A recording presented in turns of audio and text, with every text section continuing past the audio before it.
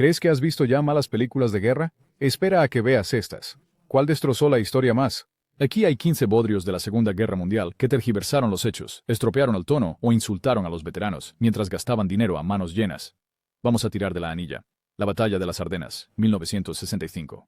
Desde el primer plano ya sientes la desconexión. Una batalla marcada por la nieve, la niebla, los bosques y un terror gélido se ve de repente inundada de sol con vastas llanuras españolas que se hacen pasar por Bélgica. Esa incongruencia es tu señal de alarma, brillante como un neón. La producción usó tanques de posguerra que no tenían nada que ver con el equipo auténtico. Luego montó cargas soleadas al estilo de caballería en terreno llano. Veteranos que combatieron en los bosques y barrancos de las Ardenas pusieron el grito en el cielo. Las tácticas de la película ignoran las emboscadas, la logística y el temor creciente del invierno. En cambio, vende una guerra limpia y ordenada, donde los blindados se alinean como piezas de ajedrez. Incluso los espectadores casuales notan algo extraño cuando el bosque parece un campo de golf y el clima se parece al principio del verano. Los críticos de la época lo tildaron de priorizar el espectáculo sobre el sentido. Los asesores militares se quejaron de maniobras inventadas y de alterar las fechas por conveniencia dramática. Las cifras fueron decentes, pero no el éxito de prestigio que el estudio esperaba, y el boca a boca se enfrió muy rápido. El pecado principal es el tono. Las Ardenas fueron caos y desgaste. Los hombres se congelaron en las trincheras. El combustible decidió destinos. Aquí, los tanques se baten en una arena soleada y los comandantes dan discursos como entrenadores. Obtienes una vaga obra moral con unas pocas vistas hermosas y no mucho más. El resultado es un diorama de museo que confunde la grandeza con la verdad. La gente aún lo ve por la escala y el poder estelar de antaño, pero cuanto más sabes de las Ardenas reales, más parece una fiesta de disfraces que olvidó el clima. U-571, 2000. Como thriller, es tenso. Como historia, es una granada de mano rodando en la dirección equivocada. La trama muestra a una tripulación americana robando una máquina Enigma y alterando el curso del cifrado bélico. La adrenalina es real. El diseño de escenarios es sombrío. El zumbido del diésel persigue la banda sonora. Entonces, la realidad golpea. Los marineros y oficiales de inteligencia británicos ya habían arriesgado todo para asegurar material Enigma mucho antes de que Estados Unidos se uniera a la lucha. Los veteranos lo calificaron de irrespetuoso. Los políticos británicos lo reprendieron en público. El director se defendió con la típica excusa de que hacía drama, no un documental. Pero eso no es válido cuando reasignas el valor que pertenece a tripulaciones y tumbas específicas. En la taquilla, se defendió bien porque el juego del gato y el ratón bajo el agua nunca pasa de moda del todo, pero el regusto persiste. La película clava la tensión claustrofóbica y el pánico de las compuertas. Confunde quién hizo qué, cuándo y por qué, y su relevancia. Un detalle sorprendente que aún irrita a los historiadores es cómo la película comprime meses de guerra de códigos en un único y elegante golpe rápido. El criptoanálisis real era trabajo duro, disciplina y datos, con múltiples incautaciones arriesgadas y un sinfín de trabajo a lápiz.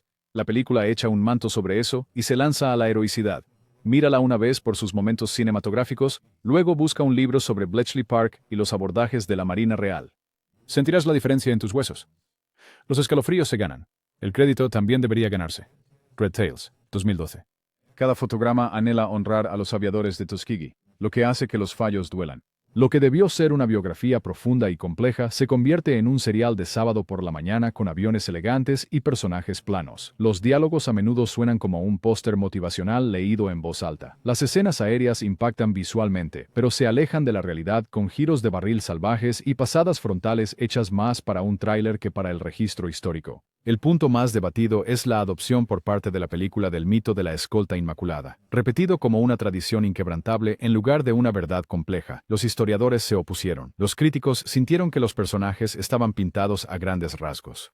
Las reacciones del público se dividieron entre el amor por ver finalmente a pilotos negros como protagonistas y la frustración de que el guión no les diera complejidad. Un enfoque más realista habría explorado el entrenamiento, los prejuicios dentro del sistema y el delicado equilibrio entre el reconocimiento y el riesgo. El dinero está en la pantalla, la emoción no siempre. Lo impactante es cómo la película parece aterrorizada del silencio. Pilotos de caza reales hablan de tramos de silencio de radio donde los nervios cantan más fuerte que los motores.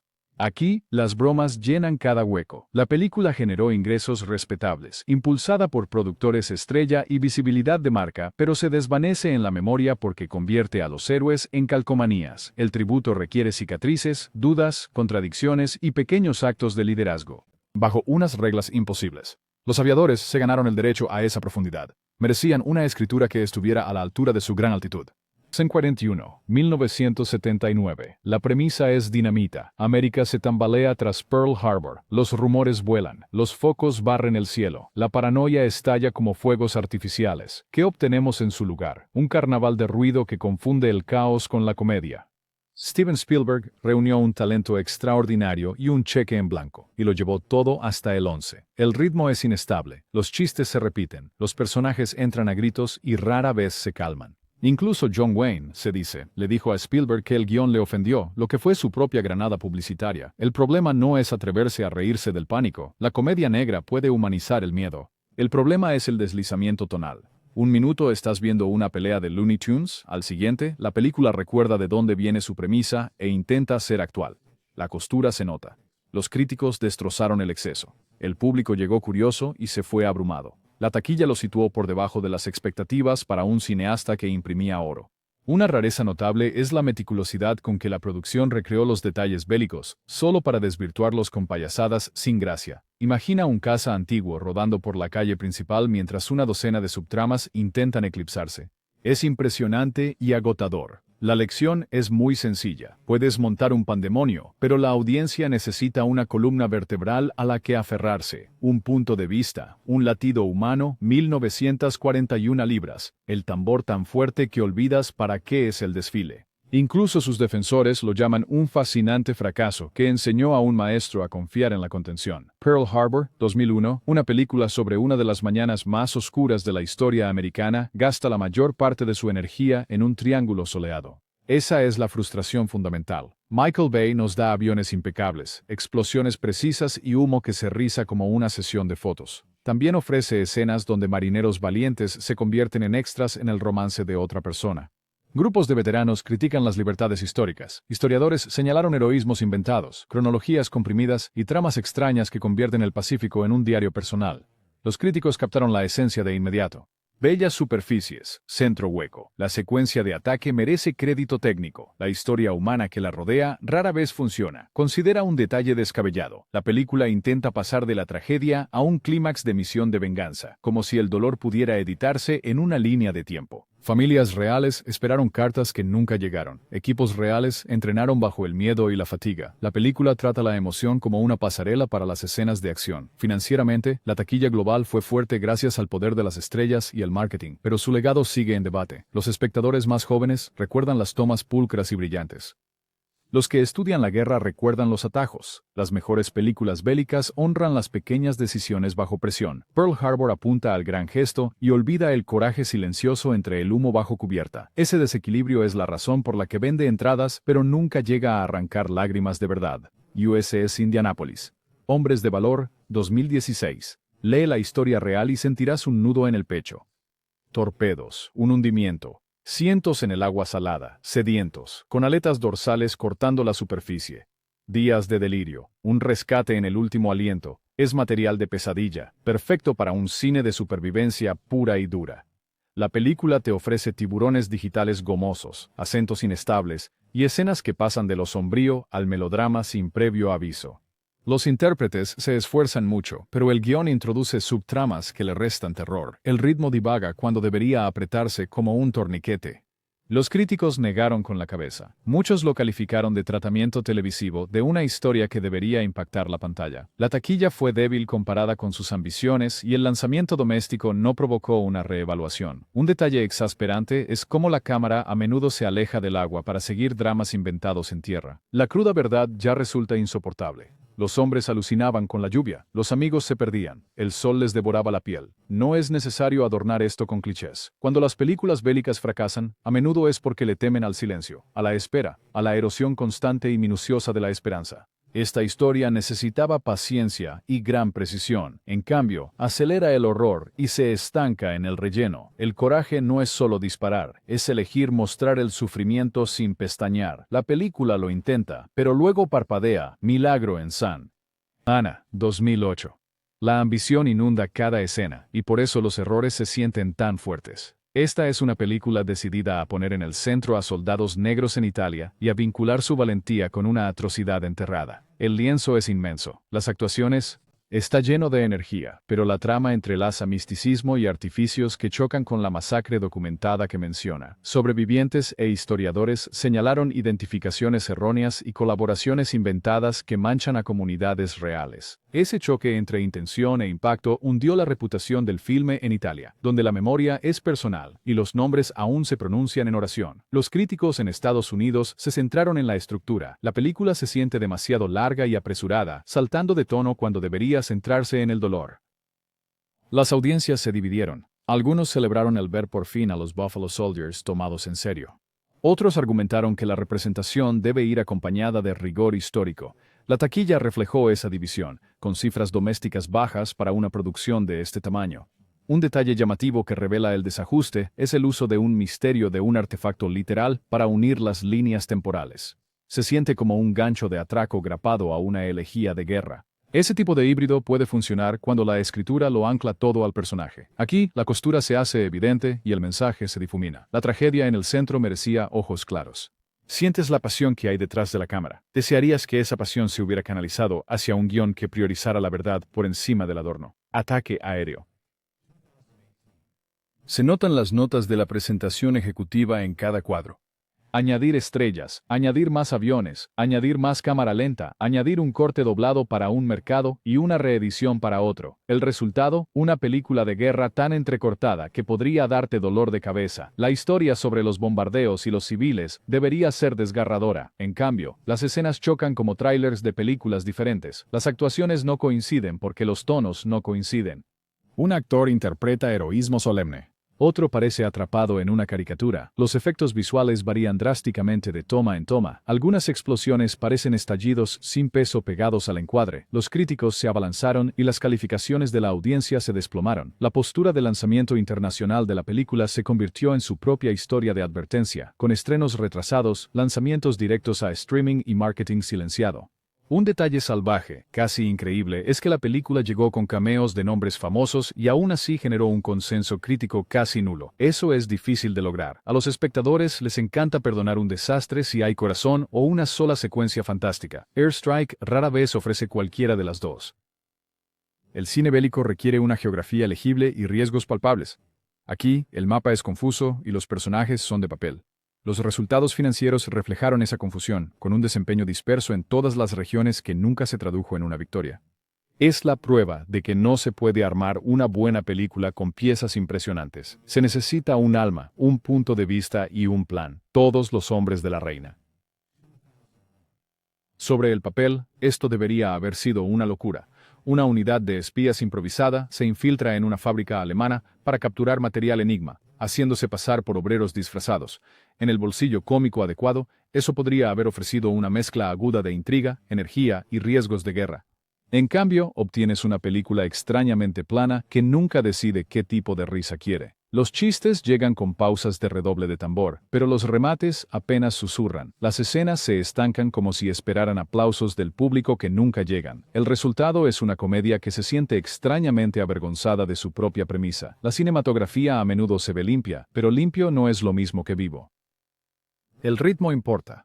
Los grandes golpes van del planteamiento al desenlace, con cortes dinámicos y complicaciones crecientes. Aquí, las complicaciones son meros cambios de vestuario. El motor del golpe nunca llega a arrancar. El tono oscila entre la farsa burda y el thriller suave sin hallar ese dulce punto medio donde el peligro y el ingenio se encienden mutuamente. Hasta los elementos básicos del espionaje se sienten flojos, lo cual es increíble dado lo emocionante que pudo ser la Guerra Fría real. Los críticos lo tildaron de monótono y desajustado. Something strange did raise that. El público en su mayoría la pasó por alto en los cines, y quienes la vieron después se preguntaron cómo algo hecho para la farsa pudo resultar tan vacío. La taquilla fue un encogimiento de hombros. Su vida posterior en video casero tampoco generó culto, porque no hay escenas que la gente insista en que sus amigos deben ver, ninguna secuencia que se convierta en una tarjeta de presentación, ninguna frase memorable para guardar en el último segundo. Aquí está el detalle loco. La película se asienta sobre un auténtico polvorín de tensión, ya que el objetivo es la maquinaria de códigos que determinaba el momento de convoyes e incursiones. Eso es oro puro para un thriller. Sin embargo, la película trata esa presión como un atrezzo, no como una mecha. La farsa puede honrar la historia cuando respeta el peso que hay bajo la broma. Esta tropieza con sus propios pies y luego intenta el mismo paso de nuevo. La misión nunca se siente urgente. Las risas nunca se sienten merecidas. Al final, tú No sientes que un objetivo de guerra se haya logrado, o siquiera se haya intentado seriamente. Sientes que viste un largo ensayo que nunca llegó a la noche de estreno. ¿Qué camino al frente? 1970. Jerry Lewis aporta su energía entusiasta a una comedia de la Segunda Guerra Mundial sobre un rico americano que forma una unidad privada para atacar al enemigo. La sinopsis promete una disparatada burla de la fanfarronería y la incompetencia. La pantalla emite ruido sin propósito. Los gags chocan entre sí, más ruidosos que ingeniosos, como si el volumen pudiera conjurar el ritmo. Lewis es intrépido con los golpes físicos, pero el filme solo exhibe ruido en vez de la agudeza que hace sangrar a la sátira. Quiere criticar la arrogancia, termina arremetiendo contra cartón. El problema es el tono. La gran comedia bélica entiende que el horror se esconde justo fuera de plano, lo que convierte cada chiste en un paso muy delicado en la cuerda floja. Esta película trata esa verdad como un simple rumor. Te da codazos en las costillas con guiño tras guiño, y luego repite las mismas escenas de multitudes y muecas. El elenco de apoyo no ayuda, ya que los personajes existen para preparar gags en lugar de impulsar una historia real. Cuando un chiste funciona, suele hacerlo de forma aislada, no como parte de un impulso continuo donde cada gag eleva al siguiente. Los críticos fueron muy duros en su decepción. Muchos comentaron que se sentía anticuado desde su estreno, lo cual en comedia es un verdadero mazazo. La interpretación teatral resultó ser bastante tibia. El legado se volvió mucho más severo porque Lewis, quien fue uno de los payasos más creativos de todo el siglo, prácticamente desapareció de las películas por un largo periodo después. Ese retiro se convirtió en parte del mito. Los fans señalan obras mejores. Los detractores señalan esto como prueba de que incluso los titanes pueden fallar cuando olvidan la precisión. Un detalle revelador es con qué frecuencia la película confunde la burla con el ingenio. La burla es volumen y muecas. El ingenio es arquitectura. Las mejores escenas de guerra cómicas se construyen como música, con crescendos y pausas, con giros inesperados que revelan el carácter en el camino. El loco de la guerra quiere el crescendo en cada compás. Así el oído se embota y la mente divaga. La comedia bélica debería atacar a los poderosos, pinchar la pompa y revelar la absurdidad que el poder crea. Esta película ataca objetivos sin lograr el knockout, ni siquiera un marcador claro. La premisa merecía un bisturí. Recibió un mazo. De vuelta a Batán, 1945. Hecha con las heridas aún abiertas, este drama de acción convierte la brutal caída de Filipinas en una gran fantasía de rescate, y luego cede la mayor parte del protagonismo a un oficial estadounidense con discursos y fanfarronería. Las audiencias de la época ansiaban vindicación. El estudio lo entregó con trazos audaces y la taquilla respondió. Décadas después, las simplificaciones chirrían. La resistencia filipina fue sofisticada, audaz e implacable, forjada con conocimiento local y una improvisación aterradora. La película trata todo ese ecosistema como un decorado para la catarsis de un héroe extranjero. La puesta en escena es potente y el ritmo nunca decae, pero la historia tuerce los hechos para un arco más simple. La villanía se convierte en una máscara, no en un sistema. El heroísmo se vuelve unas cuantas líneas de aplauso, no la acumulación de riesgo diario que agotó a familias enteras. Unidades reales construyeron redes en la selva, pueblos y ciudades, contrabandeando información bajo las narices de las fuerzas de ocupación. La película prefiere destacar una sola incursión o emboscada, como si eso definiera la lucha. Es un enfoque que borra y a la vez pretende honrar. Críticos en las últimas décadas han rechazado este desequilibrio, calificándolo como una mitificación bélica que puede ser entendida en su contexto, pero que aún así debe ser cuestionada por su perspectiva. Las imágenes de la película siguen siendo impactantes, especialmente en los primeros planos del campo de batalla que prefiguran el cine bélico posterior, pero la columna vertebral narrativa lo canaliza todo hacia una sola bandera, un viejo reflejo de estudio que no sobrevive al escrutinio moderno. Cuando los profesores de historia asignan esta época, muchos ahora dedican tiempo extra a desentrañar lo que la película comprime o etiqueta mal. Hay un detalle muy revelador a considerar. Cada vez que un personaje local empieza a cobrar más dimensión, el guión vuelve rápidamente al oficial visitante, como si la cámara tuviera miedo de detenerse demasiado. Esa inquietud es la que lo delata. Un verdadero tributo se sentaría en silencio con la gente que soportó la ocupación y construyó resistencia desde el idioma, la geografía y la confianza. Esta película los admira de pasada, luego se apresura a la línea de salida. Funciona bien como una cápsula del tiempo del cine moral. Funciona mal como guía de lo que realmente sucedió. El coraje es real. El enfoque es incorrecto. La memoria de Bataan merece una perspectiva que se amplíe, no que se reduzca. Corazón Púrpura, 1944. Corazón Púrpura es un drama judicial inspirado en las represalias contra aviadores capturados, construido para levantar el ánimo de una nación en plena guerra. Su poder es evidente, su problema es realmente doloroso. Retrata a cada adversario con una única mueca de desprecio y manipula el juego de forma tan completa que el matiz no puede siquiera respirar. Estrenada mientras los estadounidenses de origen japonés eran encarcelados en su propio país, echó más leña al fuego de la sospecha y el miedo. La película funciona como un sermón donde la conclusión ya está decidida antes de la primera línea de testimonio. La retórica es pulcra, pero la retórica no es la verdad. Las escenas del juicio están escenificadas con gran habilidad. La iluminación y la composición te empujan exactamente donde los cineastas quieren llevar tu corazón. Esa es la fuerza secreta de la propaganda. Parece cine puro incluso cuando es puro encuadre. Con el tiempo, los académicos han señalado la película como un caso de estudio de cómo el entretenimiento masivo puede deshumanizar con un toque de terciopelo. No hay lugar para soldados comunes atrapados en una máquina, ni espacio para la complejidad y los motivos o el comportamiento. Las audiencias contemporáneas aplaudieron y la taquilla hizo lo que los estudios de guerra esperaban. El juicio de la historia es más frío. La película cumplió su función como un estimulante moral y causó un daño colateral al espacio público al presentar a todo un pueblo a través de una máscara de crueldad. Esa máscara no se queda dentro de los cines. Entra en las aulas y en los trabajos. Persiste en la política. Un detalle revelador es cómo el guión cierra con cuidado cada puerta que invite a la empatía por el otro lado.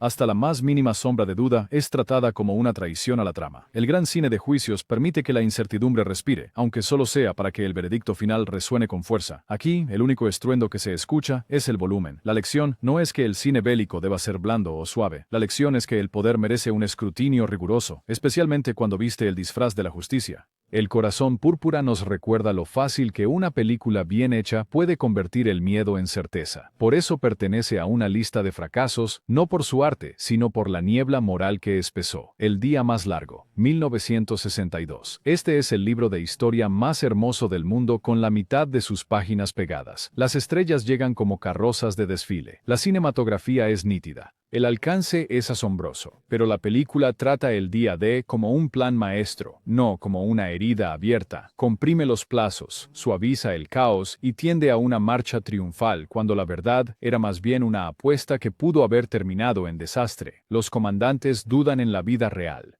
Las radios crepitan con malas noticias. Las lanchas de desembarco vomitan hombres al agua y al humo. La película lo reconoce, luego aplana los picos para que el desfile siga. Personajes compuestos desplazan los papeles poco glamorosos que salvaron misiones.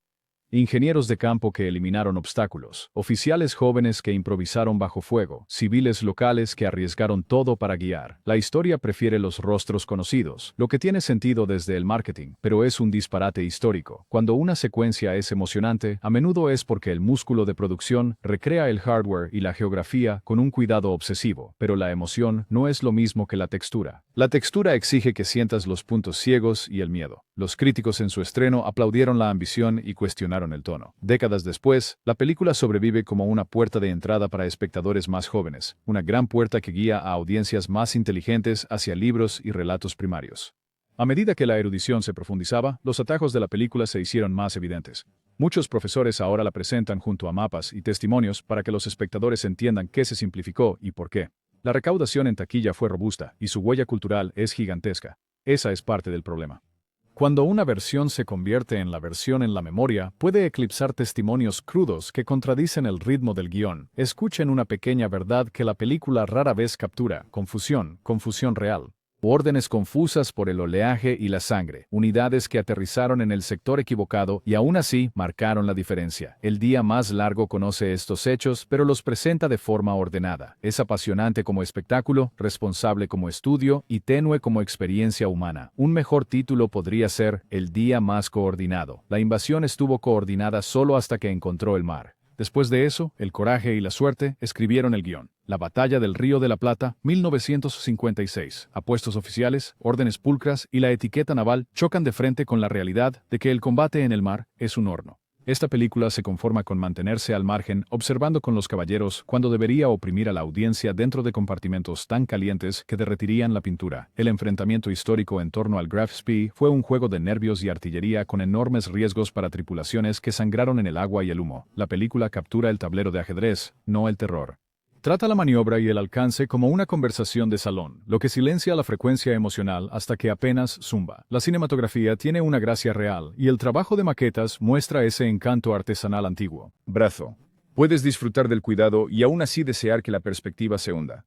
Los personajes a menudo hablan en tonos refinados, dándole al choque un aire ceremonial que se inclina hacia el espectáculo. Los críticos han notado desde hace tiempo que la película es valiosa pero extrañamente soporífera, un resultado extraño para una historia que debería acelerar tu pulso. La claridad procesal es una virtud, pero cuando un procedimiento termina con un proyectil destrozando acero y hueso, la claridad debe casarse con el pavor. El desempeño de la película fue respetable en su época, especialmente entre el público que prefería dramatizaciones sólidas y respetuosas.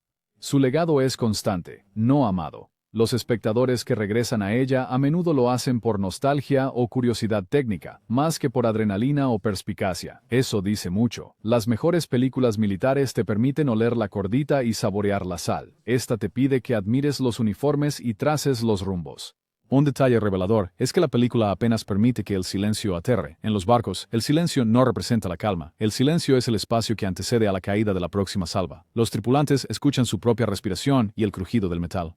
Aquí, el silencio a menudo parece decoración. Ese único error de lectura explica el mayor. La guerra en el mar es claustrofobia, envuelta en infinidad. Te sientes pequeño bajo un cielo infinito mientras estás a 3 cubiertas de un polvorín que podría convertir tu mundo de acero en vapor. La película asiente a esa verdad. Nunca te hace vivirla. El Gran Escape, 1963. Tema icónico, moto inmortal, encanto infinito. También, una reasignación gigantesca de crédito y tono. La verdadera fuga fue en gran parte planeada e impulsada por oficiales británicos y de la Commonwealth, quienes construyeron un universo de papeleo, túneles y paciencia. Los estadounidenses fueron trasladados antes de la fuga. La película, cediendo al poder estelar y a las cifras del mercado, se centra en la arrogancia americana y añade persecuciones que nunca ocurrieron. El público aplaude porque la realización es tan segura. Los historiadores se estremecen porque el costo es tan alto. 50 prisioneros recapturados fueron asesinados. Esa realidad resuena en cada página de la historia. La película deja que el triunfo y la camaradería hablen por sí solos. Nada de esto la convierte en una mala película. Es una extraña película de la Segunda Guerra Mundial. Cuando dramatizas una tragedia tan grave, el tono debe doblegarse a la verdad. La película, en cambio, deja que el arrojo robe el oxígeno. El trabajo del túnel es magnífico en pantalla y las actuaciones son cálidas e ingeniosas. Esas virtudes pueden coexistir con la crítica. Las herramientas de Hollywood, especialmente en esa época, valoraban un final edificante. La verdad de las historias de los Stalags se resiste al optimismo. Susurra resistencia, dolor y las matemáticas del coraje. Los críticos en su estreno quedaron deslumbrados y el éxito de taquilla lo convirtió en un punto de referencia universal. Generaciones descubrieron el cine de prisioneros de guerra a través de ella. Más tarde, con la expansión de la investigación y la amplia lectura de relatos de supervivientes, las lagunas se hicieron más evidentes. Las familias de los asesinados recordaban un ambiente de celebración. Los veteranos recordaban a colegas cuyos nombres el guión apenas llega a mencionar. Los profesores ahora suelen combinar la película con lecturas que restauran la verdadera escala y las fuentes originales, una manera de que los estudiantes disfruten del cine mientras aprenden dónde la narrativa cinematográfica se desvía. Aquí está el detalle imborrable. Un solo salto en bicicleta se convirtió en el recuerdo de toda una operación para millones de espectadores. Ese es el hechizo del cine y el peligro. El verdadero milagro fue el papeleo forjado a la luz de las velas y la autoridad silenciosa. La verdadera acción fue el rasguño de una tabla de túnel, no un salto sobre alambre de púas. La gran evasión se gana su lugar en la historia del cine. En la historia de la Segunda Guerra Mundial se encuentra a prueba. Ama el oficio, pero cuestiona el registro. Esa es la única forma honesta de sostenerlo. Tu turno. ¿Qué entrada te enfureció más y qué infame bodrio me perdí para la tercera parte? Deja tus elecciones y tus razones. Si una película de guerra miente, ¿debería enseñarse como ficción en las escuelas o dejarse pudrir en la sección de ofertas? Dilo en voz alta en los comentarios.